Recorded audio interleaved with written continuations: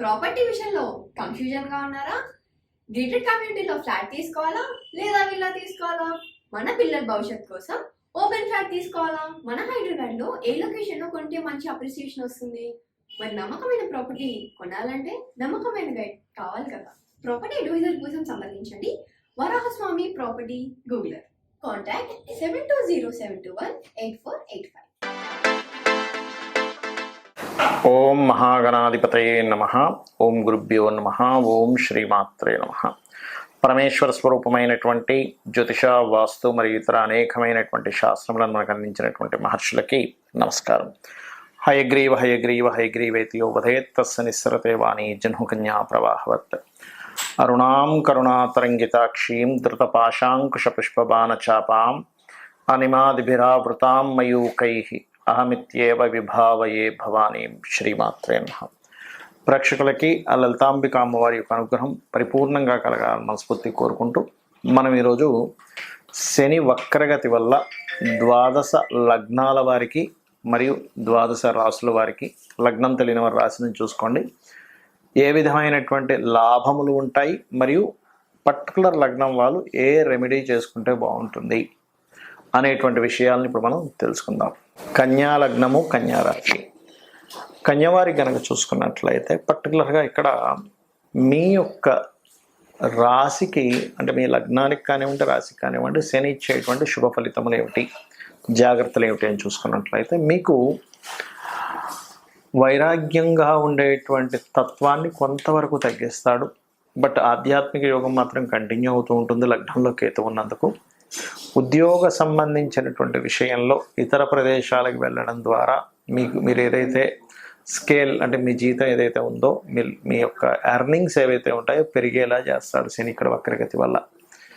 అలాగే రుణ విముక్తి అంటే చూడండి, ఇక్కడ గతంలో ఎప్పటి నుంచో ఒక రుణం తీసుకున్నారు, అది ఎప్పుడు తీరాలా ఏంటి అనుకునే క్రమంలో ఈ 4.5 నెలల్లో దానికి సంబంధించిన విషయంలో చాలా మటుకు మీకు రిలీఫ్ అనేటువంటిది వస్తుంది. అంటే ఇంకోటి ఏదైనా తక్కువ వడ్డీకి దొరికింది ఇక్కడ అడ్జస్ట్ చేయడము, లేకపోతే ఇంకో మార్గం ద్వారా దాన్ని క్లియర్ చేసుకోవడము, సెటిల్ చేసుకోవడము, ఇటువంటివి జరుగుతాయి కన్యా లగ్నం వారికి. అలాగే ఫైనాన్షియల్ గ్రోత్ పెరుగుతుంది, తండ్రి నుంచి ఏదైనా రావాల్సిన ధనం రావడం జరుగుతుంది, బ్యాంక్స్ నుంచి ఓడీస్ వస్తాయి, మార్కెటింగ్ రంగాల్లో ఉండేటువంటి వారికి కొత్త ఉద్యోగ అవకాశాలు లభిస్తాయి. మరి జాగ్రత్తలు ఏమిటి? సహజంగానే కన్యా లగ్నం వారికి లగ్నంలో కేతు ఉన్నందుకు కొంత వైరాగ్య ధోరణి, విరక్తి, దేని మీద ఇంట్రెస్ట్ లేకపోవడం జరుగుతూ ఉంటుంది. దాని నుంచి మీరు తప్పించుకోవడానికి గణపతిని ధ్యానం చేయండి. ముఖ్యంగా అగ్రిమెంట్స్, కాంట్రాక్ట్స్, అన్నదమ్ములతో సహజంగానే కన్యా లగ్నం వారికి సిబ్లింగ్స్తో కొంత స్ట్రెస్ ఉంటుంది. ఆ సిబ్లింగ్స్తో ఉండే స్ట్రెస్ ఈ శని వక్రగతి వల్ల కొంత పెరుగుతుంది. కాబట్టి ఈ యొక్క విషయాల్లో కొంత జాగ్రత్తగా ఉండండి. కాకపోతే ఇక్కడ వాహనాల మీద వెళ్ళేటప్పుడు అది కాస్త జాగ్రత్తగా వెళ్ళాలి. మరియు వివాహ నిర్ణయాలు తీసుకునే విషయంలోని, ముఖ్యంగా కోర్సెస్ ఏదైనా చేసే విషయంలోని, స్కూల్స్, కాలేజెస్ ఎస్టాబ్లిష్ చేసేటువంటి వారు కన్యా లగ్నం వారు కాస్త జాగ్రత్తగా ఉండాలి. బికాజ్ ఆఫ్ ఇక్కడ ఇన్వెస్ట్మెంట్స్ చేసేటువంటి విషయాల పట్ల కూడా కాస్త జాగ్రత్తగా ఉండాలి. ఇక్కడ ఉన్న ప్రదేశం కాకుండా వేరే ప్రదేశానికి వెళ్ళి ఏదైనా కొత్త బిజినెస్లో ఇన్వెస్ట్మెంట్ చేసేటప్పుడు కాస్త చూసి చేయాలి అనేటువంటిది ఈ శని వక్రగతి చూపిస్తుంది. ఎందుకంటే ఇక్కడ మీ 6వ స్థానంలో ఉండే శని 5లోకి వస్తున్నాడు. 5వ స్థానం అనేటువంటిది ఆలోచన స్థానము. ఒక్కొక్కసారి సర్లే చూసి ఏదో ఒకటి కానీ చేద్దామని ముందుకు వెళ్ళిపోతాము, కానీ అదేమవుతుందంటే అది సరైనటువంటి ఆలోచన అవ్వకపోవడం వల్ల ఇబ్బంది వస్తుంది. కాబట్టి మీరు నూనె దానంగా ఇవ్వండి ఆలయంలో, గోవుకి క్యారెట్స్, బెల్లము, అదేవిధంగా గ్రాసము తినిపించండి.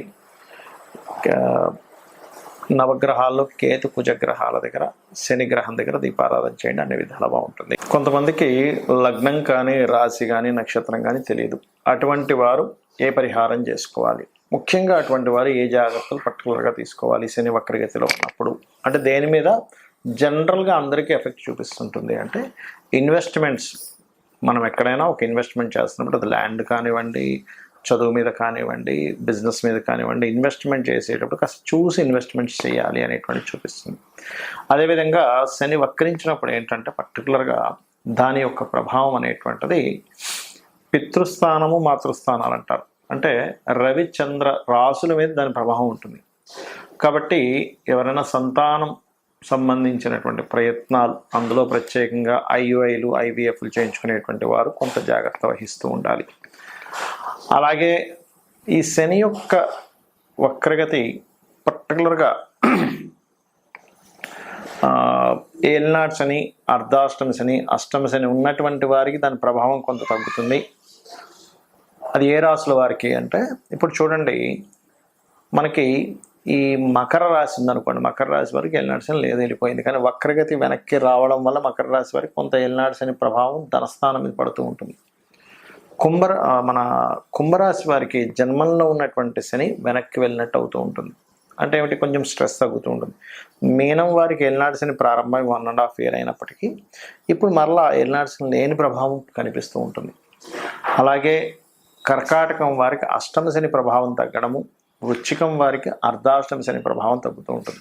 అయితే ఇక్కడ మీరు అర్థం చేసుకోవాల్సిన విషయం ఏంటంటే, శని భగవానుడి యొక్క మహాదశ నడుస్తున్నా, ఏలినాటి శని, అర్ధాష్టమి శని, అష్టమి శని నడుస్తున్నా ఏమీ కంగారు పడాల్సిన అవసరం లేదు. ఆయన ఏమీ మిమ్మల్ని హింసించడు. ఒకటే గుర్తుపెట్టుకోండి, ఆయన కర్మనిస్తుంటాడు.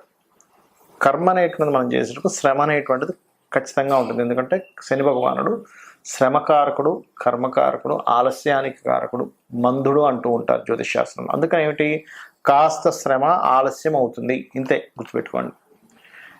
మనం చూడండి, ఏదైనా ఒకటి ఇన్ఫర్మేషన్ ముందే మనకి ఇది ఇప్పట్లో రాదు, కొన్ని రోజులు టైం పడుతుంది అని ముందుగా మనం ఫిక్స్ అయ్యామనుకోండి ఏదైనా ఒక విషయంలో, మనం అప్పుడు ఇబ్బంది పడం. అలా కాకుండా ఈరోజే వచ్చేస్తుందండి మనకు ఆ రిజల్ట్, లేకపోతే ఈరోజే మనం దాన్ని మనీ ఇస్తాను, వ్యక్తి ఇచ్చేస్తాను అన్నాడు అన్నప్పుడు మాత్రమే అది రేపటికి పోస్ట్పోండ్ అయితే మనం స్ట్రెస్ ఫీల్ అవుతాం. అలా కాకుండా ఓ వారం 10 రోజుల్లో వస్తుందని మనం ఫిక్స్ అయితే, ఒక రేపు వచ్చింది అనుకోండి ఆ రిజల్ట్, మనకు రావాల్సిన లాభము, అప్పుడు అదే తొందరగానే వచ్చింది అనుకుంటాం. అలా ఏంటంటే ఈ రాసుల వారు పర్టికులర్గా ఈ 4.5 నెలలు అంటే ఎవరెవరు, ఇప్పుడు ఈ మిథున రాశి వారికి అష్టమ శని యొక్క ప్రభావం పడుతూ ఉంటుంది ఈ వక్రించడం వల్ల. అలాగే తులా లగ్నమ తులారాశి వారికి అర్ధాష్టమ శని ప్రభావం పడుతూ ఉంటుంది, ఏది పంచమంలో శని ఉన్నప్పటికీ వక్రించడం వల్ల. మరియు ఈ యొక్క ధనస్సు వారికి ఏలినాటి శని ఎండింగ్లో ఉండే ప్రభావం పడుతూ ఉంటుంది వక్రించడం వల్ల. వీరు కొంత జాగ్రత్త వహిస్తూ ఉండాలి. అలాగే ఇక్కడ ముఖ్యమైనటువంటి విషయం ఏంటంటే, చాలామంది వాళ్ళ జన్మజాతకంలో ఉన్నటువంటి ప్లానటరీ పొజిషన్స్ ఏమిటి, పిఏసి అంటారంటే ప్లేస్మెంట్ ఆస్పెక్ట్ కంజంక్షన్ ఏమిటి, మహాదశ ఏం నడుస్తుంది, ఏ గ్రహం బలంగా ఉంది, ఏ గ్రహం బలహీనంగా ఉంది అనేటువంటి విషయాన్ని పరిశీలించడం మానేసి కాలసర్పదోషం ఉంది, లేకపోతే సర్పదోషం ఉంది, లేనట్లయితే ఏలినాటి శని నడుస్తుంది, ఇంకోటి ఏదో స్త్రీదోషం ఉంది, పితృదోషం ఉంది, అందుకే నేను జీవితంలో ఎదగలేకపోతున్నాను అనుకుంటారు. అది కేవలం ఆ పార్ట్ వరకే. స్త్రీదోషం ఉందంటే కేవలం ఒక స్త్రీతో జరిగిన వివాదం వల్ల మీరు ఇబ్బంది పడతారు. పితృదోషం ఉందంటే పితృదేవతల అనుగ్రహం తప్పుగా వస్తూ ఉంటుంది. కాలసర్పదోషం ఉందంటే అది కాలానికి ఆపాదించబడాలి కానీ జన్మజాతకానికి చేయకూడదని చెప్పబడింది.